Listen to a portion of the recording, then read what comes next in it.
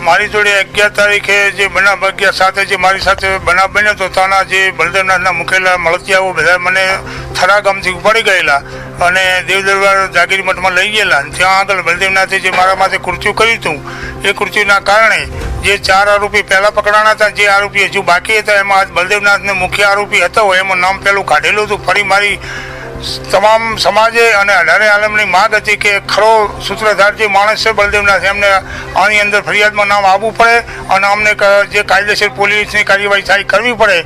એના માટે આજે મને જાણવા મળેલું છે કે બલદેવનાથને પોલીસે પકડેલા છે અને એફઆઈઆરની નામ દાખલ કરેલું છે. અમે આપને કહ્યું એ પ્રમાણે અમારે જે ન્યાય જોઈતો હતો એ આદર્શ ન્યાય જોઈતો હતો અને મને એવું લાગે છે કે આદર્શ ન્યાય અમારી સમગ્ર કમિટીને લાગે છે કે આદર્શ ન્યાય અમને મળી રહ્યો છે.